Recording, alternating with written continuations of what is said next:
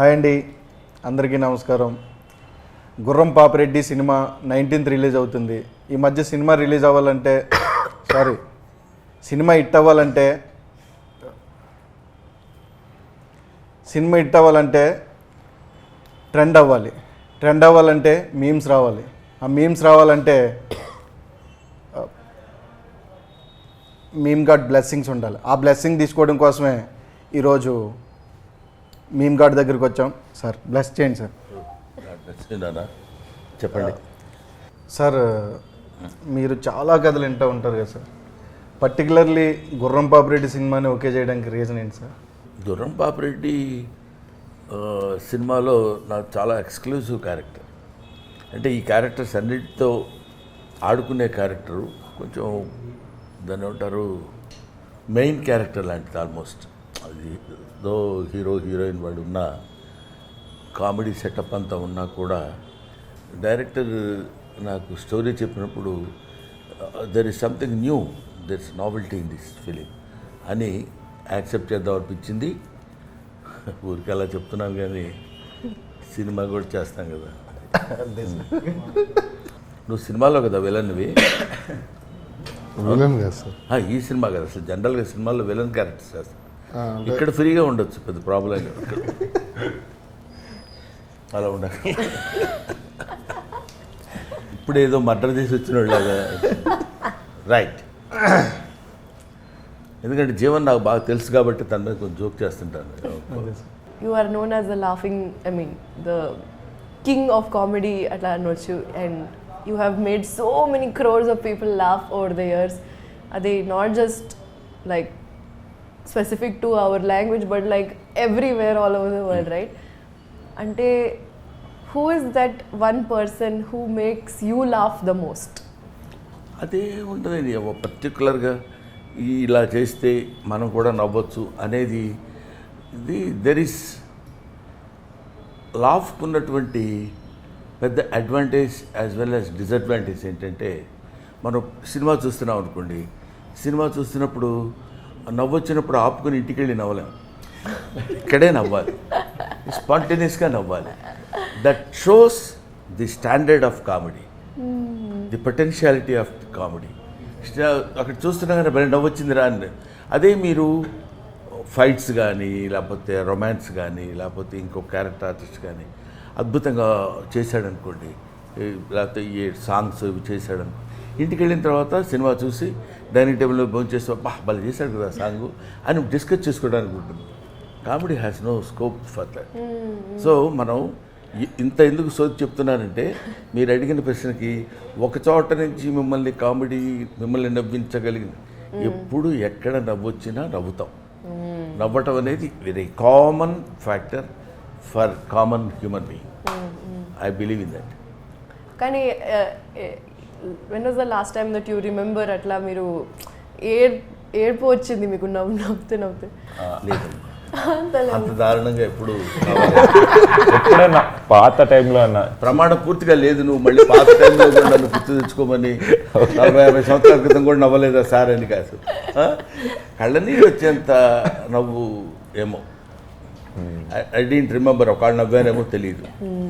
మీకు meme God అని కూడా ఇప్పుడు రాజ్ కుమార్ గారు చెప్పారు కాబట్టి, do you see lot of memes? Do you enjoy watching memes? నాకంటే ఎక్కువ ఆడియన్స్ ఎంజాయ్ చేస్తారు కాబట్టి అది మీమ్స్ నా ఫేస్కి సూట్ అవుతున్నాయో లేకపోతే అలవాటైందో లేకపోతే అందులో స్టఫ్ ఉందో లేదో తెలియదు. But they are enjoying. Brahmanandam, the face of Brahmanandam motto is to make them others laugh. That maybe is giving most ఒక ఇన్ని కోట్ల మందిని నవ్వించే ఫేస్ భగవంతుడు నాకు ఇచ్చినందుకు I felt I shall be ever thankful to God. అటువంటిది సరే meme God, meme demo God అట్లాంటిది ఇవన్నీ వాళ్ళు ఇచ్చేవి ఉంటాయి కొన్నాళ్ళు. Of course we will enjoy it for time being. Sir, మీకు అసలు ఇంత ఇమేజ్ ఉన్నాక ఏదన్నా గ్రూప్ ఆఫ్ పీపుల్ని కలిసినప్పుడు ఫన్నీగా ఉండాలి అని ప్రెషర్ ఉంటుందా ఎప్పుడన్నా? నాకు ఫస్ట్ రెండు ఇదేంటంటే answers. First answer group of people కలిసిన తర్వాత నేను ఎప్పుడు గ్రూప్ ఆఫ్ పీపుల్ని కలవను first point. It's true, I'm not joking. ఎందుకంటే నాకు 2-3 కంటే ఎక్కువ ఉంటే గ్రూప్గా ఫీల్ అవుతాను నేను. కాబట్టి ఎక్కువ అది ఉండదు. తర్వాత మనం ఇక్కడ ఫన్నీగా ఉండాలి ఇక్కడ అనేది, అదే నేను చెప్పాను, ఫన్నీగా ఉండటం అనేది we cannot get it from out side. That is instinct.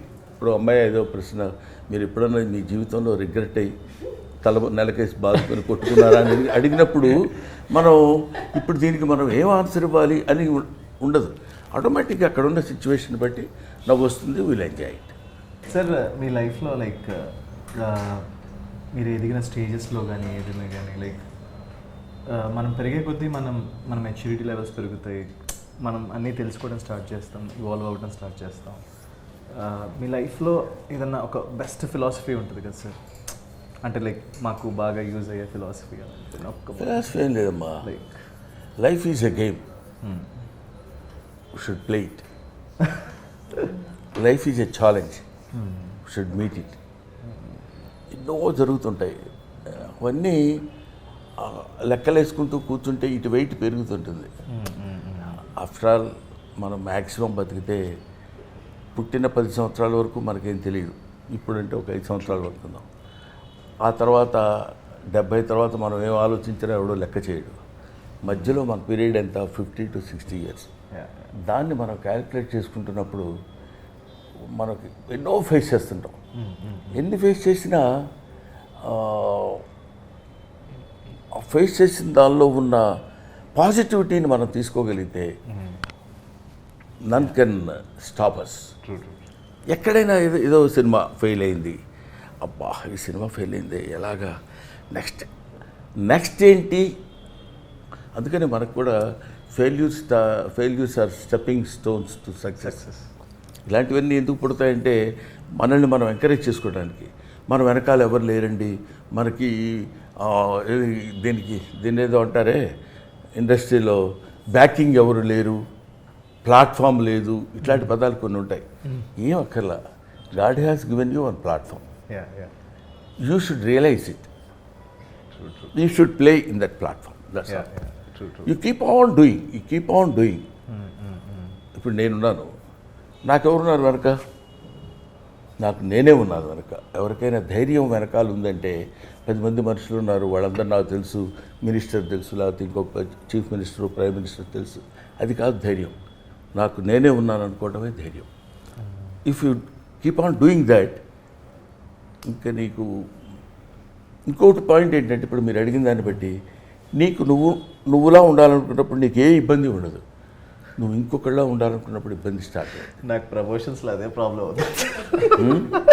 Like మనం ఇప్పుడు ఒక ప్రమోషన్స్ నాకు నాలా ఉండాలంటే నేను చాలా తక్కువ మాట్లాడుతాను సార్. బేసిక్ చాలు, ఎక్కువ మాట్లాడమని వాళ్ళు అన్నంత మాత్రాన వాళ్ళ కోసం నువ్వు మాట్లాడితే వాళ్ళ కోసం మాట్లాడుతున్నట్టు ఫేస్లో కూడా తెలిసిపోతుంది. ఎగ్జాక్ట్లీ. వద్దు, అటువంటిప్పుడు వద్దండి, మాట్లాడుకోండి, మాట్లాడకుండా ఉండండి. ఎవరి కోసమో మనం చేయడం అంటే, ఇప్పుడు కామెడీ చేయాలన్నా యాక్టింగ్ చేయాలన్నా ఎవరి కోసం ఎందుకు చేస్తాం? మనలో ఉన్న పెర్ఫార్మెన్స్, మనలో ఉన్న టాలెంట్ అది నువ్వు ఎగ్జిబిట్ చేయాలి అంతే. చేయడానికి ఏమైనా అనుకుంటారేమో, ఆ ఇన్హిబిషన్స్ ఉన్నప్పుడు మనం we cannot do anything. True sir. నాకు అదే ఒక ఫియర్ ఉంటుంది సార్, బవిడ్ హీరో. అది ఫియర్ కాదమ్మా. అంటే ఎవరైనా ఏమైనా అనుకుంటారా అది ఆ ఫియర్ నిజంగా నీకు ఉంటే మాత్రం దాన్ని వదిలేయి. That is better. True. Fear అసలు మనం when you are doing a right thing in a right manner, you need not feel fear or shy or something like that. If it is right, నువ్వు నీ పని నువ్వు సిన్సియర్గా చేయగలుగుతున్నప్పుడు ఇంకా దాని గురించి నీకు సెకండ్ థాట్ ఏముంటుంది, ఏమైనా అనుకుంటారేమో అని. Let them. అనుకునేవాళ్ళు ఎలాగ అనుకుంటారు. నా గురించి ఇలా చెడుగా రాశాడండి వాడు అంటాడు. చెడుగా రాయటం ఏంటి? వాడు రాశాడు, ఆ చెడుని నువ్వు నమ్ముతున్నావు అనుకో. నా గురించి చెడుగా ఎవరో రాస్తే నువ్వు నమ్ముతున్నావంటే నువ్వు నాకు అక్కర్లా. నమ్మకుండా ఉండేవాళ్ళు ఎవరన్నా ఉంటే వాళ్ళు నీకు కావాలి. వాళ్ళు చెడుగా ఫీల్ అయితే ఫీల్ అవ్వాలి నువ్వు. ఆ డివిజన్ నువ్వు చేసుకోగలిగితే దగ్గరికి రాదు బాధ, ఆలోచన, టెన్షన్, షై, ఏమి లేవు. లోపల ఇవన్నీ పెట్టుకుని మనం తిరుగుతున్నప్పుడు కొంచెం అనీజీగా ఉంటుంది. సార్ మీకు లైఫ్లో మీకు ఈ టాలెంట్ ఉంది వేరే వాళ్ళు నవ్వించగలిగేది అని రియలైజ్ అయిన moment or age? Sincerely I'm telling you Vamshi, swear on my profession, నాకు తెలియదు నేను నవ్విస్తానన్న విషయం కూడా నాకు తెలియదు. మైండ్ ఈజ్ ఏ టిపికల్ కాదు, దాన్ని ఏమనాలి, ఒక రేర్ బర్త్ నాది. నా గురించి నేను ఈ ఏజ్లో నేను తెలుసుకుంది. నవ్వించడం కోసం ట్రై చేయటం కానీ ప్రయత్నం చేయటం కానీ, ఓహో నేను బాగా నవ్విస్తానని ఆ రియలైజేషన్ రావడానికి నాకు తెలియదు. బేసిక్గా తెలియదు. చిన్నప్పుడు స్కూల్లో చదువుకుంటాం, ఏదో బ్రహ్మానందం ఉంటే బాగుంటుందా, నవ్వు వస్తుంది అంటారు వాళ్ళు. ఓహోహో అనుకొని మనం నవ్వుకోవడం, మనం మాట్లాడితే వాళ్ళు నవ్వటం. ఆ తర్వాత ఒక ఏజ్ వచ్చిన తర్వాత డిగ్రీ, పోస్ట్ గ్రాడ్యుయేషన్ చదివేటప్పుడు ఓహో మనం జోక్ చేస్తే వీళ్ళు నవ్వుతారనమాట, అంటే మనం మాట్లాడేదాన్ని ఈ జోక్ ఉందన్నమాట అనే రియలైజేషన్ రావడం. ఆ తర్వాత కామన్, ఆ తర్వాత ఏదో అదే క్యారీ అవుట్ అవుతూ. మా mother was a very good, అంటే దాని ఏమంటారు, చాలా ఫన్ మోటివేషన్ ఉన్న. తన మదర్ జీన్స్ వచ్చినాయేమో నాకు అనిపిస్తుంది. ఆవిడ చాలా మాట్లాడేటప్పుడు కానీ ఎవరన్నా చాలా వెటకారం చేస్తూ మాట్లాడుతుంది. అది ఎక్కడన్నా వచ్చిందేమో. నవ్వు రావడం అంటే ఎవరినో ఎగదాడి చేయడమే నవ్వు రావడం, లేకపోతే ఏడ్చేవలేరా నీ ఫేస్ నువ్వు అన్నాడు అనుకో, కొంచెం హర్టింగ్గా అవతల వాడుకున్నా వీళ్ళందరూ నవ్వుతారు. బేసిక్గా నవ్వు ఎంత గొప్పదో అంత ఇబ్బందికరమైన విషయం. మాస్టర్ వస్తారు క్లాస్లో పాఠం చెప్పడానికి. ఆయన వస్తూ కుర్చీలో కూర్చోడానికి, కుర్చీ వెనకాల ఉందని కూర్చోబోదు, గబుక్కున ఎక్కడో కూర్చొని కింద పడ్డాడు అనుకోండి. Students are not suppose to laugh కదా, అందరూ నవ్వుతాం ముందు. ఇమ్మీడియట్ రియాక్షన్ ఏంటంటే నవ్వు, ఇన్స్టెంట్ రియాక్షన్ నవ్వు. అది ఎక్కడి నుంచి వస్తుందంటే ఆయన కింద పడితే మనం నవ్వటం ఏంటి, ఆయనే కాదు ఎవరైనా, ఎవడన్నా బాధపడితే మనం నవ్వటం, ఆనందించడం, ఎంటర్టైన్ అవ్వటం. అదే కదా ఇప్పుడు వస్తున్న మీమ్స్ కానీ, లేకపోతే మన గురించి ఎవడో ఏదో సోషల్ మీడియాలో అలా రాశారండి, ఇలా రాశారండి, రాసుకొనివ్వండి, లెట్ దెమ్. దాని గురించి మీరు ఎందుకు ఫీల్ అవుతున్నారు, why do you take it to heart అనేది నా point. Of course I may be wrong, there is చాలా డిఫరెంట్ పీపుల్ ఉంటే ఉండొచ్చు. అందుకని నవ్వు మనం ఇదిగో మనం ఇది చెయ్యగలం, మనం ఇది చేయలేము అనేదని కాకుండా ఇట్స్ ఎ న్యాచురల్ ఫ్లో. అది నలుగురు రికగ్నైజ్ చేశారన్న తర్వాత అక్కడి నుంచి మనం జాగ్రత్తగా ఉండాలి. ఓహో మనం నవ్విస్తే నవ్వుతున్నారు కాబట్టి విచ్చలవిడితనం కుదరదు, limits. That's your responsibility to put a full stop or calm up that. ఇన్ని ఫిలిమ్స్ చేశారు కదా సార్, ఎప్పుడైనా మీకు డైరెక్షన్ చేయాలి అలాంటి ఇంట్రెస్ట్ వచ్చిందా సార్? లేదు అసలు. ఓకే, ఎందుకంటే that's a different art. Direction mixed with 24 crafts. Artist is only he will come and do some, వాడికి తెలిసిన యాక్టింగ్ ఏదో ఉంటే అక్కడ చేసి బాగా చేస్తే ఓకే అని, లేకపోతే 4 తిట్లు తిని వెళ్ళిపోవడం వరకు ఓకే. కానీ డైరెక్షన్ అలా కాదు కదా sir. Direction it's got its own ఒక వ్యాస్ట్ సబ్జెక్ట్ అది. అది అనుకుని చేయడం వేరు. మన డైరెక్షన్ ఒక కోడైటర్ మంచి బెడ్రూమ్ పెట్టుకుని యాక్షన్ సౌండ్ కట్ అని చెప్పేయడం యాక్టింగ్ డైరెక్షన్ అనుకుంటే అనుకునేవాడు చేయొచ్చేమో. మన కథ విన్నప్పుడు ఎలా అనిపించింది సార్ మీకు? పేరు గమ్మత్తుగా ఉంది, గుర్రం పాపిరెడ్డి అని. అంటే కొత్తగా ఉంది, ఇదేదో కొంచెం వినటానికి ఏదో దాన్ని ఏమంటారు, క్యూరియాసిటీ ఉంది ఏంటిది అని. ఆ తర్వాత అతను చెప్పిన స్టోరీలు, చెప్పిన పాయింట్స్ అవి చూస్తుంటే, తర్వాత డైరెక్టర్ ఈ సినిమాకి పర్టికులర్లీ డీల్ చేసిన విధానం నాకు బాగా నచ్చింది. చెప్పినప్పుడు స్టోరీ బాగుంది, డైరెక్టర్ డీల్ చేసిన విధానం కూడా బాగుంటుంది అనే నమ్మకంతో నేను యాక్సెప్ట్ చేశాను. ముందు అసలు ఇయర్కి ఏదో కొత్త శబ్దం వినపడింది అన్న ఫీల్ వచ్చింది. ఓకే, మామూలుగా ఇప్పుడు గేదెల పాపిరెడ్డు ఇంకోటో ఎవరికి ఇష్టం వచ్చింది వాడు చెప్తారని. ఇప్పుడు నాకు తెలిసినంతవరకు నా ఎక్స్పీరియన్స్లో కొంతమంది ఏం చెప్తారంటే, నా అనుభవంలో చెప్తున్నాను అని మొదలు పెడతాడు, మొహం పెద్ద గంభీరంగా పెట్టి, వీడి అనుభవం ఎవరికి కావాలి, అది ఎదుటివాడిని ఎంటర్టైన్ చేసిందా లేదా, సింపుల్ లాజిక్. అంతే సార్. అది మనకి ఉన్నప్పుడు ఆటోమేటిక్గా మన వాళ్ళు దాన్ని ఏమంటారు, వాడు ఎవరు ఏంటి. చాలామంది ఏమన్నారు తెలుసా, ఎవరండి అన్ని న్యూ ఫేస్లు అంటే పాత ఫేస్లు కావాలా, వాళ్ళైతే చాలా గొప్పగా చేస్తారా, న్యూ ఫేసెస్లో యాక్టింగ్ ఉండదా, ఈ పాత ఫేస్ ఎప్పుడు న్యూ ఫేస్ కాదా. అది సింపుల్ లాజిక్ అండి అది. అదేం పెద్ద మేధావితనం అక్కడ ఆలోచించుకోవడానికి. బ్రహ్మానందం గ్రేట్ కమెడియన్, మేమ్ గాడ్ అన్నారు. Brahmanandam was a upcoming comedian 40 years back. అంతే కదా, నువ్వు కొన్ని లక్షల మెట్లు ఎక్కాలన్నా మొదటి మెట్టు ఎక్కాలి కదా. ఆ మొదటి మెట్టు ఎక్కువ వాడిని పట్టుకుని అందులో ఏముంది అసలు, ఎంత డెప్త్ ఉందని ఇటు చూస్తాడు. అక్కడ ఏముంటుంది డెప్త్, మనం చెప్పేదాన్ని బట్టి, మనం తీసేదాన్ని బట్టి, మనం ఇచ్చే ఆలోచన బట్టి. ముందు ముఖ్యంగా ఇక్కడ కావాల్సింది ఏంటంటే తన మీద తన నమ్మకం.